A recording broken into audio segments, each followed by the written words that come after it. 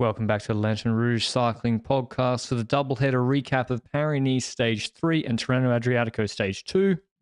We've got a sprint in Tirreno-Adriatico, but first we'll do the Paris-Nice team time trial, a really tricky parcours with different strategies. I thought this was a really interesting team time trial. I watched the whole thing. I love the TT in Tirreno yesterday. I'm loving the TTs at the moment, and this is in Auxerre. They do a loop south and back. The way south is headwind, and maybe not headwind, but slower. They have two hills, both 2.2 Ks at about 4.5%. The intermediate time checks on the top of the second one. Then it's fast on the way back. A descent, basically, a false flat drag all the way into the kicker up into town, into Auxerre. 27 Ks. There was a bit of rain later in the TT. And the rules are, Benji, remind me of the rules, or every one of the rules.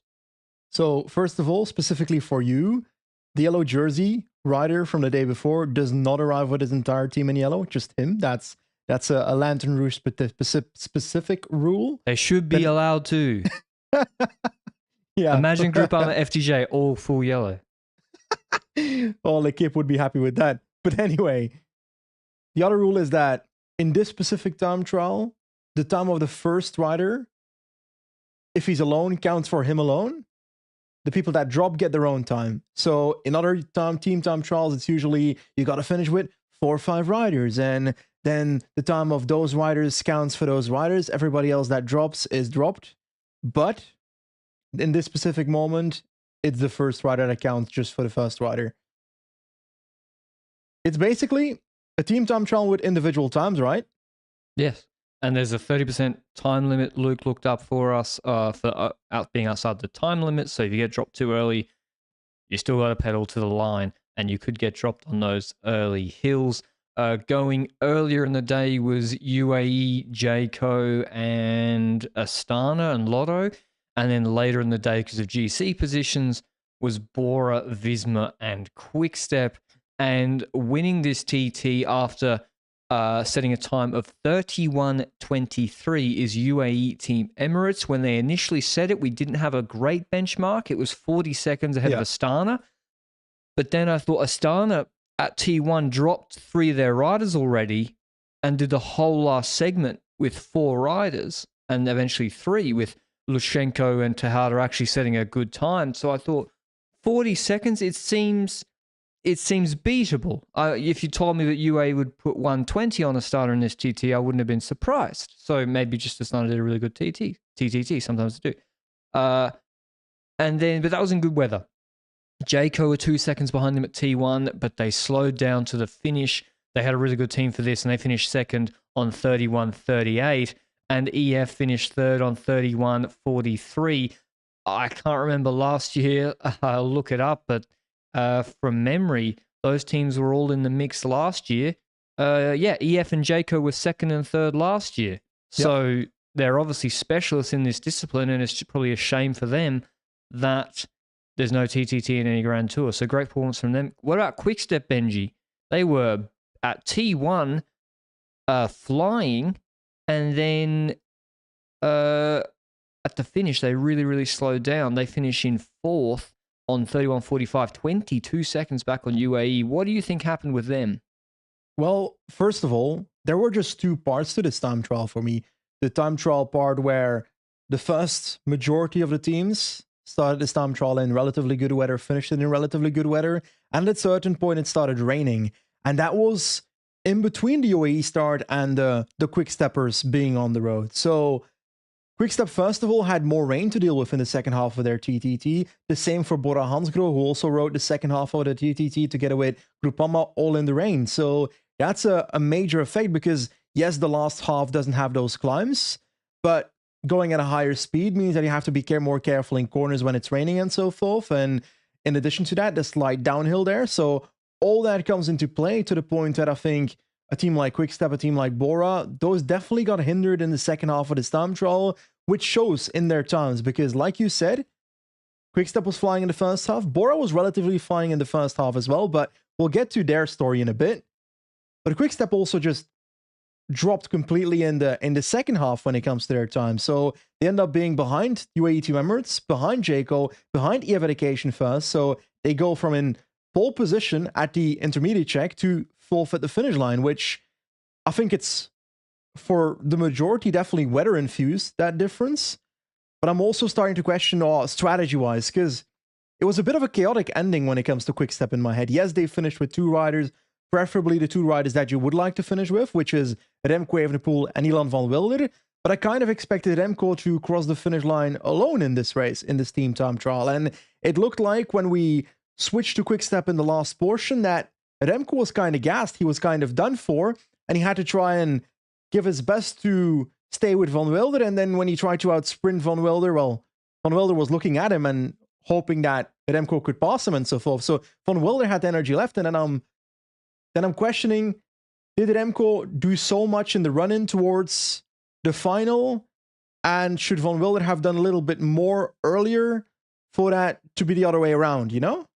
Yeah, exactly. We don't know if Remco had bad legs and Van Wilder was stronger, or the probably more realistic scenario is that Remco did the hills almost, 50% himself, the 2 hill sections, and did, a lot of the work for that team. We saw that in UAE in the TTT last year that he did. So I also think there's generally a trend when you look at the start order. So the 5 last teams are Soudal Quickstep, Movistar, Bora, Visma, and Groupama FDJ.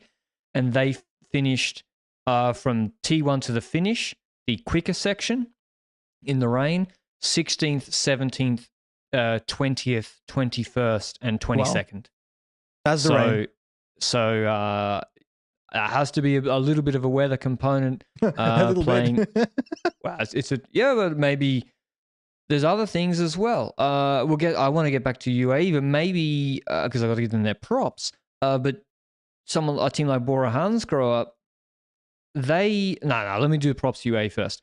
Okay. UAE, I think they played obviously perfectly. They dropped Pollitt early. So either they got Pollitt to basically death pull before the hills, and then they were like, you're not going to be able to go over these hills quick enough with Soler, Finfisher, Black Almeida, McNulty, Vine, and Groschardt. So they just got rid of Pollitt. And then you basically got 6 guys who are between 66 and 70 kilos, all good on the flat, all can hold 400 watts for days.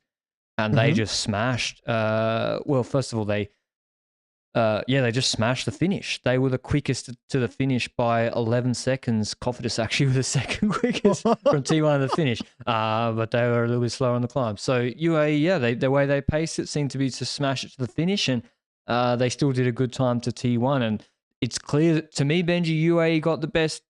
I know they got big budget and good riders, but they win yesterday with Ayuso on a flat TT.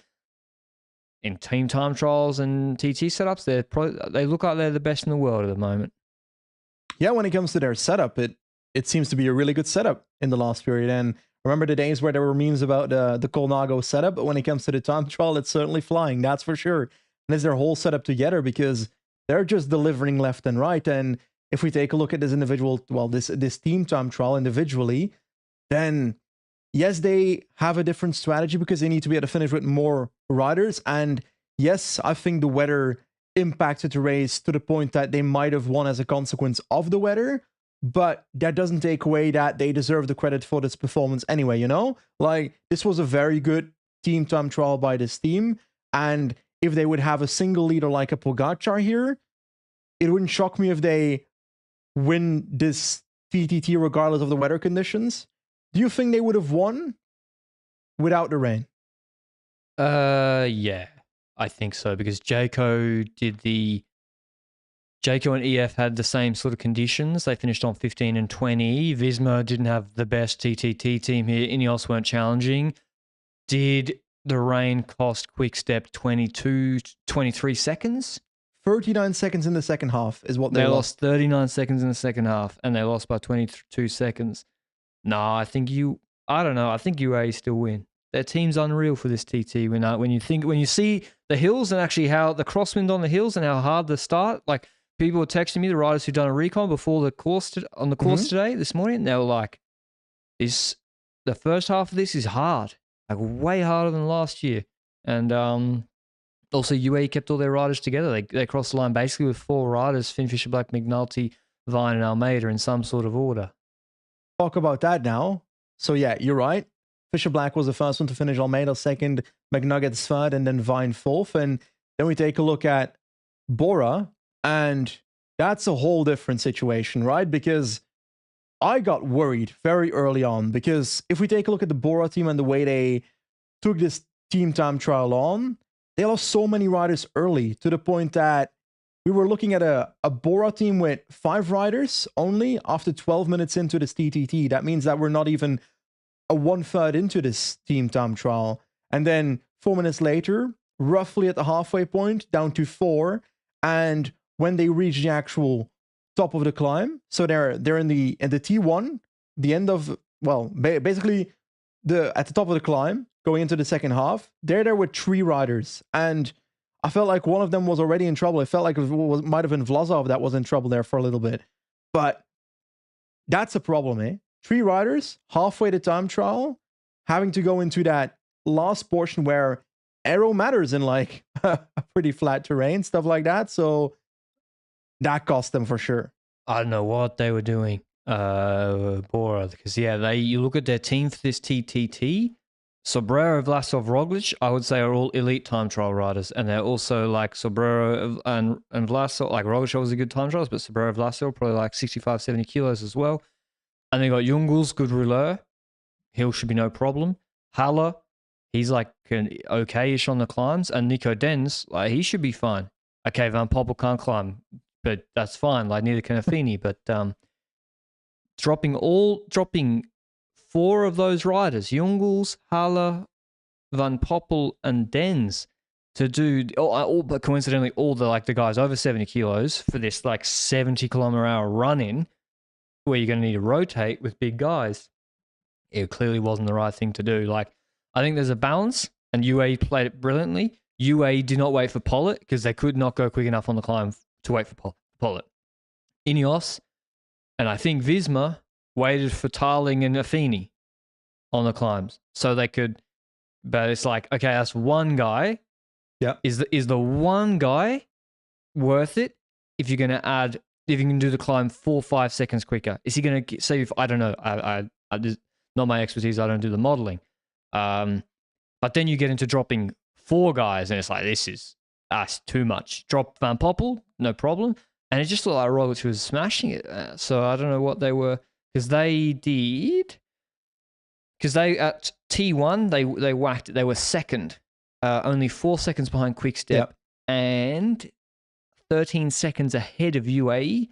To UAE in the second half, they lost 1 minute and 8, if I can count. I think I can count. 54 seconds. More. Are you sure? They lost 67 seconds in the second half. Yeah, 1 minute and 8. So at the finish, they were 54 seconds behind. Yeah. Okay. We were both hunting for the different number. Yeah. But you're right. It's like, is it strategy? Yeah, kind of. As in, maybe their strategy was to stick together, but it certainly didn't play out like that on the road, because if you arrive with 3 riders at the top, then you're going to lose time compared to a team that still have 5 riders left in the second half of this TTT. And it cost them. And you see that in the way that if it wouldn't have cost them, they would have had a similar time loss as Quickstep compared to UAE at least. But they lose like 30% more time. So that's what it costs to be with so little riders in the final. And yes, Roglic makes a statement. He drops Vlasov in the final segment. I love that, because I think he rightfully should make the statement there. But he lost quite a bit of time here. That is 33 seconds lost to Remco in this time trial. And like we said, the 54 towards UAE boys. I would have preferred to have that a bit closer going into the next couple of stages when it comes to Roglic, but... Are you ruling him out? I'm not ruling him out per se, but he's not the winner that attacks and takes 2 minutes on people, you know? He's the last kilometer burst man, and the one mountain stage we have this week isn't even certain going to happen. Yeah. And you you can't bonus your way back from that. We should go through the other teams.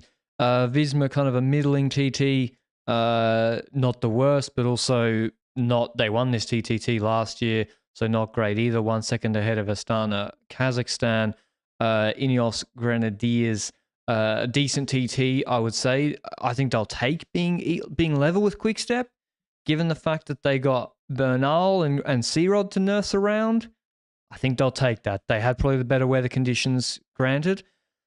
But in the end, it looks like to lose 22 seconds for that UAE team, and I think they'll take fifth, to be honest. And who else? Decathlon not bad in eighth.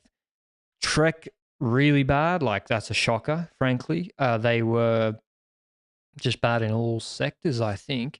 They were behind Tudor, who, no disrespect, but I don't know who Tudor's GC guy is here. And is Vazar here? Yeah, probably Vazar. He's not bad. He's a decent climber. They finished on 32.38, which is 1 minute and 15 seconds behind UAE. And that's when you look at their team here, it's not like Schjelmerza, Pedersen, who else? All the jerseys look the same. Sturver, de Klerk. But yeah, that's just not a good TTT at all. So that's Schjelmerza GC, unless he has a miracle. Where do you come back from that? 1:15, and I'll just run through anyone else you want to pick out, Benji, from, because there's a lot of teams here, frankly, who don't, Decathlon have goal, I think. I think they'll take 1 second behind Visma Lease Bike too. So there's some teams who are not the best in our minds in terms of time trials, who overperformed. There's some teams like Ineos and Visma who historically have been really, really good. They're getting beaten by Jayco and EF here. And then Sudal probably a bit disappointed, and UAE really, really on top. And then, Bora really, really disappointed with probably how today went. Yes, but I'll count you a little bit here, and I genuinely think that Quickstep wins this time trial if it doesn't rain. Okay. I think that made a difference. If Remco says that, the media's going to be on him.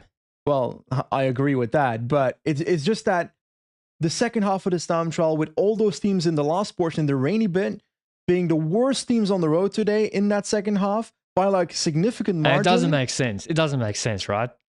Howard Tudor quicker than Quickstep by 22 seconds on that path. Exactly.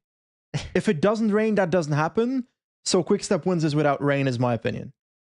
Yeah, or Intermarché were 5 seconds slower than Quickstep on that part, and no disrespect, but Petit nearly crashed off the ramp. It looked like they ripped the visors out of the helmets today, and it wasn't looking good. So maybe I think you're probably right. When I look at the comparison between them and the teams who are just trying to get around this course, who had good weather, it's there has to be 22 seconds in there. But listen, it's not. But it's not even this is a luck thing, because you can't choose your slot because GC's positions have already been decided in the previous stages. And talking about GC, here is the revised GC. So UAE have McNulty, I believe, according to PCS, in the leader's jersey. Finn Fisher, Black, Almeida, and Vine all on the same time. So they got 4 leaders, all of whom, realistically, all those guys could win this race, based on their previously shown climbing level.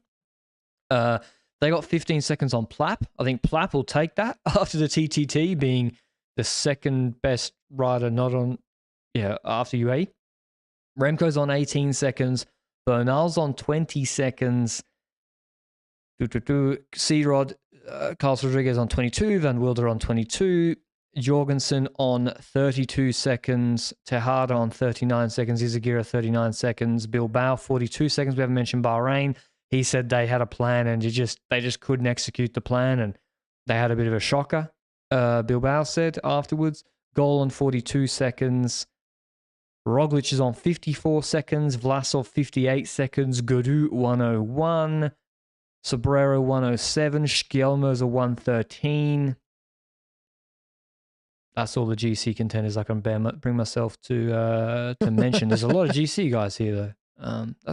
But there's only a limited amount of people that can actually win this race from those listed riders, in my opinion. And for the win, I'm currently looking at still Remco. I'd consider still Roglic just in case, but I feel like it's a smaller chance after this TTT. Then I look at UAE and I'm thinking, okay, they can win this race because I just want to see 3 leaders. Let's say Who's 3 the leaders, 3.5 leaders attack at Remco left and right. The reason that McNulty's in the lead, I think he didn't finish first, but I think the tiebreaker is the sum of their positions in the previous stages, and I think that's why McNulty is now the yellow jersey. But who's their actual leader? Well, we don't know that, and we will not know that until the hills hit. The road will decide, my friend. The road will decide. Fisher Black is my call for the New Zealand. My guess is that McNulty and Almeida are ahead in the pecking order. Normally, yes. Of Fisher Black and Vine. Yeah, should be. Because Almeida, because of his GC history. And McNulty, because he just won the Valenciana. And so, yeah, we'll see. But listen, UAE Tour on her feet, Benji. They were looking good, and then they all got dropped. So I'm not saying this race is over and UAE are going to walk away with it. I think this race is wide open, actually. I think this race is much more... Yanni Zagira can win this race. He can. I hope. If it rains every day, yes. Otherwise, difficult. He's on 39 seconds. The last stage is completely chaotic. If it rains, okay, probably won't win this race. I don't see it. Yeah, but don't be surprised if he podiums the race. Podium's not impossible. I think this Paris throws up some... also, Roglic is going to have to go full tilt now. Yep. He's going to have to attack. And the thing with Roglic going full tilt on these kind of stages is that in the past, it's actually been negative for himself. Like in that Vuelta, was it Lagos de Covadonga? Yeah. That stage was amazing. Obviously, that was an early attack with Bernal, and he smashed it there. But the pattern in most races is that if he opens early in Paris, at least, then it's cost him quite a few times, and he barely survived in yellow the last time. And Tirreno last year, it also got a bit close in that Muro stage once Jampo opened it early. And also, it's gonna be dependent on how Bora can set things up for him as well. And there's quite a bit still to look forward to. GC is indeed relatively open, and it's good that Remco lost time to UAE for that GC. Yeah, I think the race is wide open, and yeah, you're right. It's probably good that someone like Remco lost GC because now he has to attack UAE as well. He can't just defend. So yep, I can't wait. The Montbrouilly stage, this is perfect course design. We'll talk about this is the stage tomorrow. We'll preview it now. 184 kilometers long. Stage 4. We've just had 2 guys lose big time, Roglic and Remco, and Jorgensen with a decent Visma team to UAE. This is medium mountain deluxe tomorrow. Up and down, there is almost no flat in this stage. It's all 3K 6%, 7K 3%, 4K 6%, 3K 7%, 2.5K 8.7%. Then there's a little bonus gate before the Col du Foot de Vanna, Le Chap, 5.2K 7.2%, and then a descent into Montbrouilly, which is 3K 7.7%. And some of these are irregular. Like Broe is irregular. The last 3.2K is average over 8%. And Col de Derbies, which is named after Luke Durbridge, I'm told, that has 1 kilometer at 11.7%. I want to see a raid! Come on! Obviously, we want to see that. I want to see a raid. I want to see a raid. Where? Do you expect it on Pudavanale Shap or already on the... What, sorry? Let me go. Let me sit. Okay, this is what's going to happen. We're going to get Bora and Quickstep. You're going to have to get sellout riders in the break on the opening 2 hills. Because then there's some flat to open up that gap. Marc Soler, he's going to be jumping. It's going to be chaos. He's going to be joining the break. But then it's like, Marc, you got to get back. You got to pull the peloton because we got 4 GC leaders. And facts. And then I think the Col de Bourbon and the Col de Vaugrenard is when you start pacing. They're quite regular. And then the Col de Derbies is where you go. That's where you go. So, come on.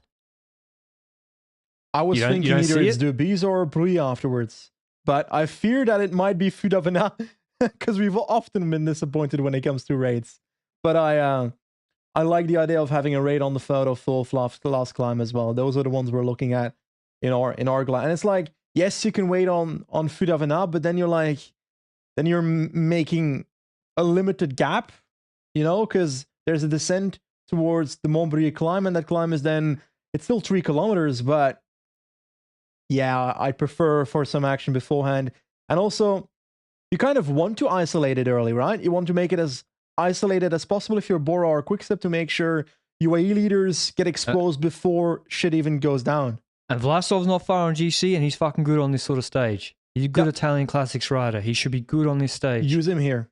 Yeah, you got to use him there, I think. And Quickstep got Van Wilder. He won Trevally Varesina. He's not, and he looks in good shape, Van Wilder. So I really now probably will have a group sprint of 20 guys for the bonus seconds at the finish on Montbrieuc, and all this is hypotheticals. But yeah, I think tomorrow in Col d'Aise looking no, they don't even do. Oh, they do Col d'Aise, but stage 8 looking really, really good. Who do you like to win tomorrow, Benji? Oh, who do I like to win tomorrow? Who do I think will win tomorrow? I actually don't have a clue. For the sake of the race, Roglic, right? You want to get him closer. You want to see Remco get a bit closer to UAE. You want to see one of the 3.5 UAE leader. Well, probably will only have like one UAE leader left after tomorrow, but you want at least 2 UAE leaders to be exposed at this point, and then you've got 2 UAE leaders left against Roglic and Remco for the next couple of stages. But it wouldn't shock me if we have a solid view of who's going to win the race after the stage already. I think Roglic wins the stage, but it's not going to be solid and he'll probably be priced favourite likely because he's for the bunch sprint. But I think it could be more open than that, and we might even see for the first time, Benji, Remco and Roglic collaborating. They now have to join forces and pull because they got UAE behind, so it could be very, very entertaining. So yeah, tomorrow's a must-watch in my opinion. Let's move on to Tirreno. Oh, actually, no. Before we move on to that, because there was a TT today in Paris-Nice, the UCI announced, because what they do is they basically have a ticker that when a certain topic hits a threshold on Twitter, they will then release some sort of statement. That happens with Jake Stewart and Buani, etc. So the UCI media, because of the UCI because of the outrage about, or the hubbub about the Visma helmets yesterday, says they're going to carry out an in-depth analysis of the regulations governing the design and use of time trial helmets. They recently conducted a review of the specialized head sock, and they said it's a non-essential component, so that's going to be banned from 2nd April in a month. I can count in a month. They use it today, Spesh and Bora, Quickstep and Bora. The Giro helmet by Visma, the Rudy Project helmet by Bahrain, the POC Tempor, which has been used for like a decade, acknowledges that while they may not directly contravene existing UCI regs, it raises a significant issue concerning the current and wider trend in time trial helmet design, which focuses more on performance than the primary function of a helmet. Namely like every single other piece of equipment that's ever used in a bike race, namely to ensure the safety of the wearer in the event of a fall. The UCI will undertake a review of its rules on the design and use of helmets in competition. By doing so, it wants to ensure there's a clear framework that is consistent with the objectives targeted. Any modification to these rules will be communicated rapidly after its adoption by the competent UCI bodies. Feels very reactive. For sure. It's very reactive. First of all, these helmets get approved before they are used. So the specialized helmet with the headstock was approved before. The Visma helmet now was approved. The Rudy Project helmet, approved. POC Tempor, approved. So all these helmets were approved by the UCI for usage. And now they're considering whether it was a good idea in the first place. all this should have happened before approving it, in my opinion. That being said, I don't think that what they're doing is necessarily bad. Maybe the timing is just a bit off. As in, if there's a solid argument that the headstock is non-essential, so it should be banned, then yes, it's fine to look into that.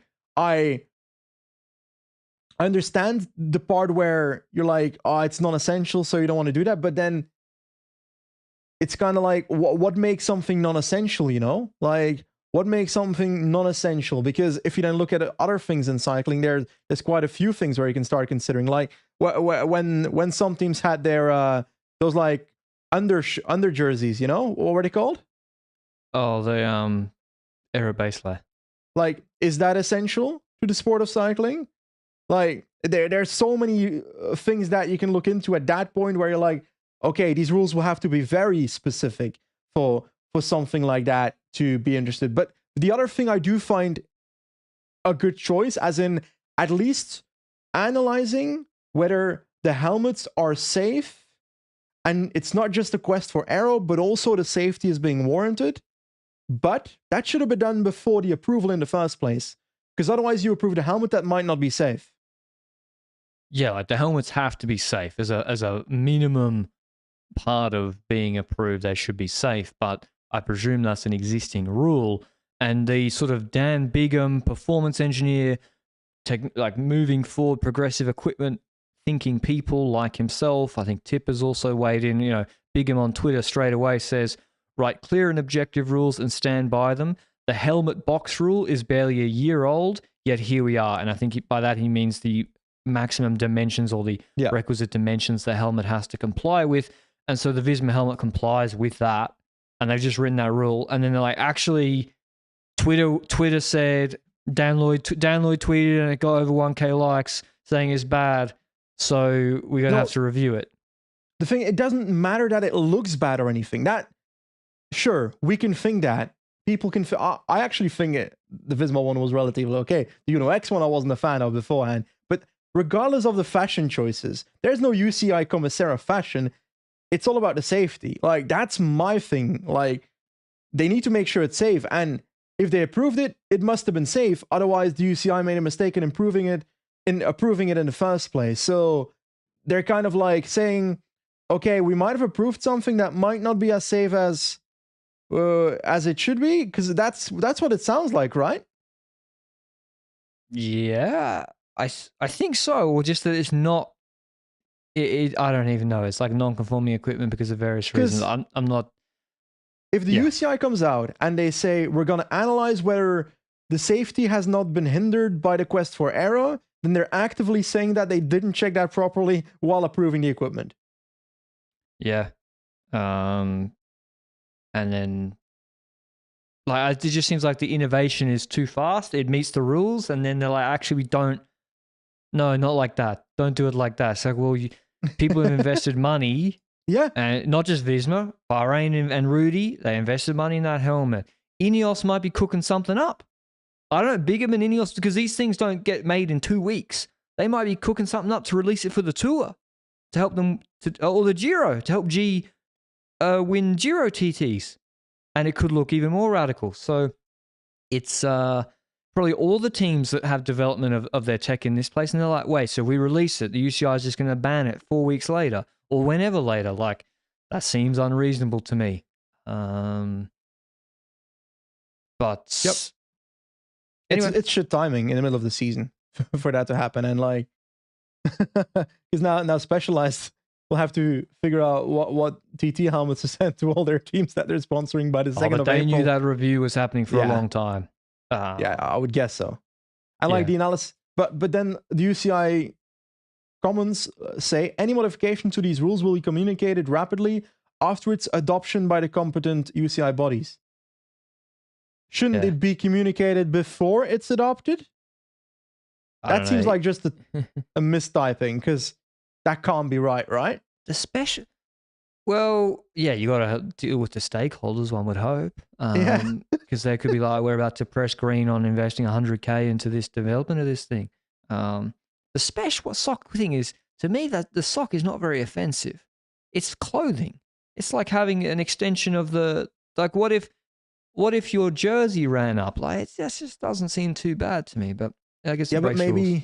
I think there's a specific rule set for the jersey needing to be certain Yeah. a certain way as well. But like, at what point are you limiting innovation by limiting this stuff? If it's for safety, I'm all for it. So if they have the argument that they need to look into that for safety, but I actually don't know what safety issues that sock brings. Yes, it's not nice to look at, but No, that there's no doesn't change safety anything issue about the wearing that safety. sock. No, I don't You think might so. you might get attacked by people that hate that sock. Anyway, maybe purists don't like the change, but it's like Lance had a crazy helmet in the Mate, tour. looked like a toilet bowl Yeah, upside down. back in the day. Okay, let's move on to Tirreno-Adriatico. We had our first sprint Wait, there. Oh, no. I will give you the Remco tea. Remco said Oh, that his interview. Yeah.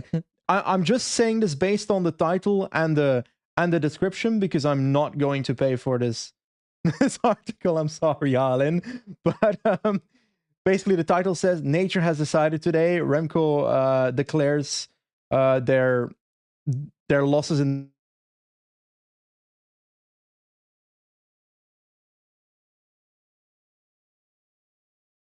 I think we lost Benji. I'm going to presume Remco said his loss was due to the weather conditions. And after analysing a little bit more, it seems that's the case. And if we also remember the Vuelta TT, they really got stuffed by the weather. So poor old Quick-Step and Remco. Is that right, Benji? Remco said it was the weather's fault they lost? Yes, but he also The said internet gods took you out. they didn't want me to spread the news. But Yeah. in addition to that, he said he was also he was also sharp for ex-teammate Tim de Klerk, saying he didn't go to the side in a technical corner, a dirty move. I didn't see that, but so I can't comment on it. Oh, he called out de Klerk. Yeah, he called out Tractor. Ooh. I mean, Well, I didn't see it, so. Yeah, fair enough. Yeah, okay. Let's move on to Tirreno-Adriatico. First sprint stage, 200k. It's from Camaiore, where they had the TT yesterday, south along the western coast to Follonica. It starts with a little climb. This is going to be a double Corotec break special, couple of gradual climbs in the middle of the stage, nothing serious. About 100k's and 70k's from the finish with... And then a flat run in. They do a lap of the finish. There's a right-hander, 250 to go. I called it out yesterday. Was it a double Corotec break? Yes, it was. Wow. It was a double Corotec break. We had in there Quartucci and Stockley from Corotec. We had Magli from Bardiani. What is that? They gave Charlie Quarterman a new name. Italian-sounding name. Yes. And it was one of the Bice brothers. I have no clue which of the two, but we're going to have to live with that. So those were the 3 Italians. And I'm going to offend someone now. I'm going to guess he's Slovakian. Stockley, that sounds Slovakian. He's Slovakian now. I've changed his country. He's Swiss. Really? The Corotec guy? Yeah. Fuck. I didn't know that. Really? Stockley is Swiss? Yeah, Swiss-German. Apologies to the country of Switzerland. On top of O. Sturkly. Well, Switzerland took away a big mountain in the Giro, so this is my revenge. Yeah, actually, Switzerland, you couldn't be bothered to shovel off some snow off a little 10k stretch of road. Get out of here. So you're Slovakia now. Anyway, that breakaway got called with 40k to go. I didn't watch from 40k to go until like 10k to go because I was watching the TTT in Paris-Nice, to be honest. But with 5k to go, Bjerg was keeping Ayuso at the front. Van Baarle was keeping Vingo at the front. And then a crash happened. Geesink, Velasco, and Chris Froome. And, that was kind of the run-in towards a sprint, huh? Yeah, it was Geesink went down. It was nervous, big peloton, easy day.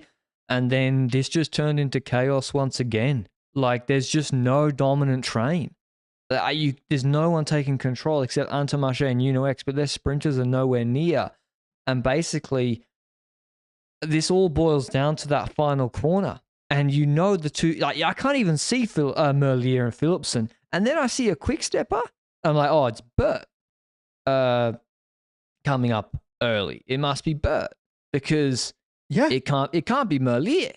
And then I saw Belgian Natty Champs bands on his sleeves. I said, that's Jim Merlier, because I don't think Bert's won your national champs. And I was like, what is he doing? Anyway, get to the last corner. Two X riders are on the front. They're going for Varenskold. I think Christoph leading him out. And I got a bit of a counter opinion on this. Okay. Merlier undercuts this corner at high speed. It's a right-hand corner, 90 degrees. Slides in front of Christoph. And when he kicks, he's obviously going to put Christoph on a gap.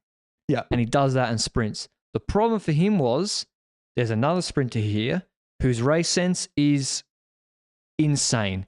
Yes. He jumps Philipsen from the left-hand side on the barriers to the train, completely changes his trajectory in the corner to a much more acute turning angle while sprinting, and immediately gets in the wheel of Philipsen with almost no gap at any point. It's unbelievable. And so because what could have happened if he doesn't jump there and he's stuck behind X in this corner, he might not win this sprint. But he's in the wheel of Merlier. Merlier launches. It looks stupid what Merlier did. It looks really stupid then after the corner because he's giving Philipsen a lead out. But they basically gap everybody else. Philipsen comes out of the wheel, absolutely dusts him. Merlier gives up and then realizes he's so far ahead of everybody else. If he just pedals 5 times, he'll come second. And that's what happens. But because initially on face value, Benji, you think is a stupid move from Merlier, but I actually don't think it was that bad. Because even if you think it's a stupid move, Merlier doing that in that corner, if Philipsen is not in this race, he always wins the stage doing that. That's the fact. He's just much faster than anybody else. Philipsen is in this race, like you say, and Philipsen is just the complete sprinter. His instincts during a sprint, his reaction speed, his adaptability to situations that occur in an instance, it's crazy. We've seen before in UAE Tour sprints, in many sprints, that he just goes into gaps that basically don't exist. And in this case, it kind of felt like that. There were 2 UNX riders in front of him, and he squeezes through them, gets to the wheel of Merlier, and brings it home. And it's like, yes, Merlier was at the front too early, but if Philipsen was not in this race, Merlier wins with that move. So it's only because Philipsen is there, and Philipsen is so good that he got to Merlier's wheel, that Merlier's move doesn't work out. But I gotta be honest, as someone who's grown on sprinting, because earlier, a few years ago, I might have been like, okay, some of these sprint stages are boring, but I gotta be honest right now, I love these sprints where you have the best sprinters against each other. Yes, one sprinter might start with a small disadvantage on the other by the time the sprint starts, but then the other has to adapt towards that, and the other has to adapt, and it's kind of like chess moves left and right, and I love this, man. I absolutely enjoyed this last sprint, and I hope we see a few more in this Tirreno, because the sprints between Merlier and Philipsen are a heaven to watch, I think, in this sport right now, because there are 2 best sprinters in the world. Philipsen, a more complete sprinter. Merlier in a straight line might beat him. Who knows? But it's a quest that I enjoy viewing. But we spoke about Philipsen winning. We speak about Merlier kind of, you can't really call it bottling the last corner if he would have won if Philipsen didn't react like that, or if Philipsen was not in the race. So I'd say slight miscalculation. It's not even that. I think in the end he has a bit bigger chance of winning staying put and just trying to beat him mano a mano in the last 200. But I will say, in the background, Binny moved from one side of the road to the other side of the road, putting Zangler basically with the decision of you brake or you crash into the barrier. And Binyam should have been relegated, and he was relegated. Yeah. I've had some Eritreans comment angrily on my tweet about Binny should be relegated. No, it's a really nasty move. It was a nasty move, and it's also, I understand where those people are coming from, because this exact move happened between Philipsen towards Binny at the Tour de France last year, where Philipsen didn't get relegated. Exactly. But the difference is here, his defense is that he's hunting for the draft of Philipsen, so he basically is deviating following Philipsen. And I can understand it, but he goes all the way to the barriers. So to 50 meters, I'm not going to say it's nasty. It's just he's following the draft, and I think it's the way the rules are interpreted. It never defends the rider's Zangler in that situation when riders are deviating behind a sprinter to then chop others. But then in the last 50, he opens up. His wheel then goes to the left of the white vertical line. As we look at it from the heli shot, Zangler begins to come through at 25. He's going to beat Binny for third. And Binny puts the elbow out and comes back and closes it again. Or maybe the barriers come in. Nah, the barriers don't come in enough to give Binyam innocence here. He blocks him for third. Yeah. He knows Zangler's there in the last 40 meters. He knows he's there. He rightfully gets relegated, but I will say once again, Philipsen should have been relegated in a Tour de France sprint. Oh yeah, it's very similar from my memory. So it's and Van der Poel got relegated for chopping the shit out of him last year. Like Binny's been on the receiving end of this. It's just inconsistency, and then yes, what Binyam did was wrong, but the UCI is incentivizing riders to try this because they're not consistently punishing when it happens. Yeah. But yeah, I mean, at least he got relegated, and I think rightfully so. You can't move guys into the barriers like that. So Zangler third, Capio fourth, Van Uden fifth, Varenskjold sixth, Lunardi seventh, Vernon eighth, Milan ninth. I think those two will be disappointed with that result, particularly Milan ninth. Yeah. Having guys like Capio and Lunardi beat you. Leinart 10th, Christoph 11th. Bauhaus, I picked him, but he actually came 13th. Ewan 15th. He was here as well. Ineos. Sorry. Ineos went for Ganna in the sprint. He finishes 18th. They even looked like they were using Pidcock in the train. Maybe he was just moving over around the 3 kilometer zone to stay at the front. I don't know. But I would say, and it wasn't successful today, but I would say that Luke Rowe looks really good. I think Luke Rowe looks like last year in a World Tour race like this. Mm-hmm. I don't remember him pulling that well from 3Ks to 2Ks to go. 10Ks to go, sure, but really at the pointy end of a sprint leader, and he looked really good today, Luke Rowe. So I think he's on a good level for Ineos this year. Just wanted to give a colleague a shout out, Benji.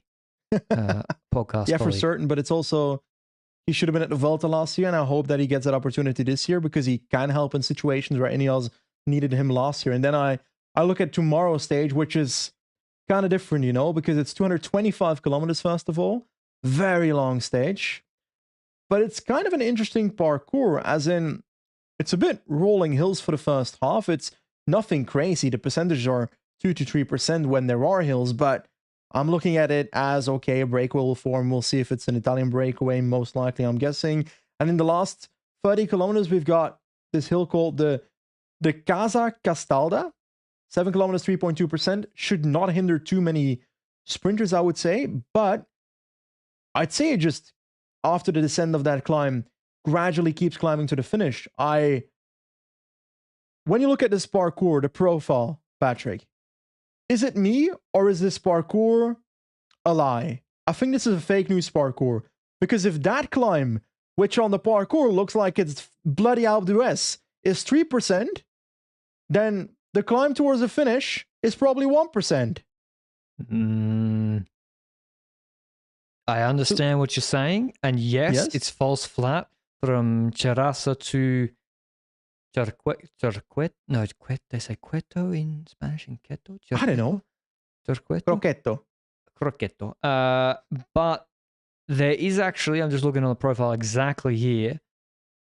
So 1K to go. So 2Ks to go, they begin that little kick up. And because it's uncategorized unhealthily. Before that, it's all false flat. It's like 1%. So that little uphill drag you see is 1-2%, not a climb. And then that kick up is, I'm seeing with 1.5Ks to go, 6%, 7.6%, 8.7% with 1,300 meters to go, 7.4%. Then levels off, 1K to go, flat. And then actually the last 100 meters is 3 and 6%. So this is, I think Merlier can do it, based on Yes. Oman. But I know Philipsen can do it. I think 18 other teams got to get in the breakaway tomorrow. I think if you're not going in the break on this parkour, you hate World Tour wins. I agree. But I will say, it wouldn't shock me if we have the exact same top three tomorrow. Philipsen, Merlier, Zangler. I'll accept exception. Ewan's good on these finishes. Ewan is good on like uphill kick like that. But yeah, Zangler, okay, Cofidis, yeah, I accept that Zangler's really good on this parkour, but how about Oldani in the break, Benji? You know, I would play the two cards. I certainly wouldn't want to chase if I wasn't on Alpecin de Koenig. They can afford to do both, eh? And this is why, like, where's Gazzoli and Scaroni for Astana? Velasco crashed today, but I'm looking at so many riders that I'm gonna name one, and he's probably gonna come top 3 in the sprint tomorrow, and I'll look stupid. But I'm gonna name some riders that and teams gotta go in the breakaway tomorrow. Albanese on Arkea and Venturini, no brainer. Strong, I'll allow Strong for the finish. I'll allow it. Okay, but Strong, but not Zangler. No. There's this thing in cycling, right? It's called probability. Yeah, you can do both. You can put a rider in the breakaway. The breakaway may be caught, and then the sprinter you have can still do the sprint. That's a very good idea. Might go all the way, and then you have a rider in the breakaway. We don't know which of the two might happen. Let's play both. So yeah, Strong, I accept is good on this sort of finish, but Simon Clark in the breakaway, not bad. Ivan Garcia Cortina, he's not bad for this finish. Get Malaysia in the breakaway. Quickstep won't. Steimler, breakaway. Little Trek, they'll go for Milan. Let's get... Rune Herhos into Marseille, breakaway. Visma Lisa bike. Can I? Vingegaard, breakaway. Yes. You're naming all these riders, and tomorrow you're going to put on your TV and you're going to see two Corratec riders, a Bardiani rider, and a Polti rider fighting for the intermediate sprint and getting caught just after. Bruh. Look at Ineos. They haven't got a World Tour win yet. That's crazy, right? Free Luke Rowe, I say. Luke Rowe, Swift, and Kwiatkowski in the breakaway. Fiorelli in the breakaway for Bardiani. They actually might do it. He's good. And like, Tonelli. Reality is that the only reason that Ineos doesn't have a World Tour win yet is because they have sent Josh Starling to not World Tour races. Yeah, because he's a Camino. Well, no, he's in Paris now. But yeah, he is, but there's no individual time trial there. True, and should have been at TDU. UAE, Tirreno. Yes, I agree. X breakaway, please. Did you just say Vingegaard in the breakaway? Yeah, you missed that one. I slipped that one through.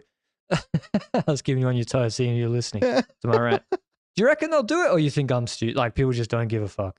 I mean, if they don't care about if they don't care about Giro stage win last year, then they're not going to care about Tirreno Wednesday stage win.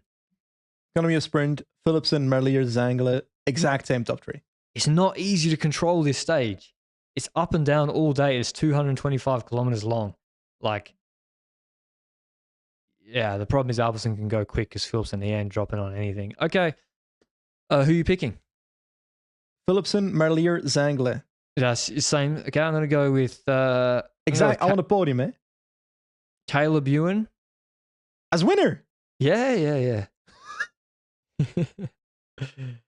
It suits him, it being thinned out a little bit. It actually helps him. Yeah. Jasper Philipsen. And who else can sprint here? Corbin Strong. Merlier, maybe? Come on, Corbin Strong. What happens to Merlier?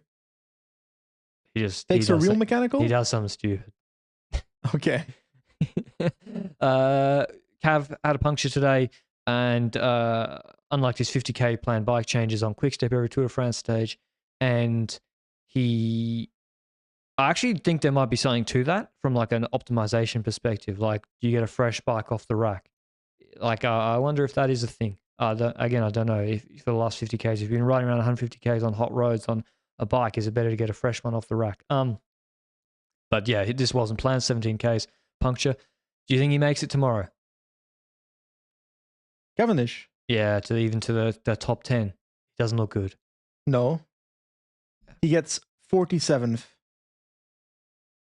You know who I like? You know who I like for this? Case Bowl. I will. Case Bowl.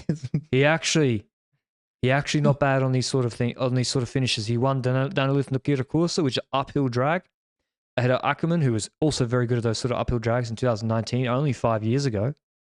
Only Sir, half a decade ago. Sir, Give me Case I'm going to stop Bowl. you from cooking. I'm going to Cattle stop you get from dropped? cooking. It's Case enough. Bowl. I'm going to stop you from cooking I right bet there. you he'll top 3. I've named every rider on the start list. Now I can just Who let claim this it. man cook? Yeah, I'm on one today. Okay. Is there any other news before we get out of here, Benji? I don't think so. I think we mentioned the UCI thing. We mentioned Tirreno. We mentioned Paris. Probably something happened I already completely forgot. But I think we're all done. Awesome. Thanks for listening, everybody. We'll be back with what I think will be a cracking Paris stage tomorrow. And no one's going to listen to me in Tirreno-Adriatico, but we'll move on. Hope you enjoy the pod, and we'll see you tomorrow. Ciao.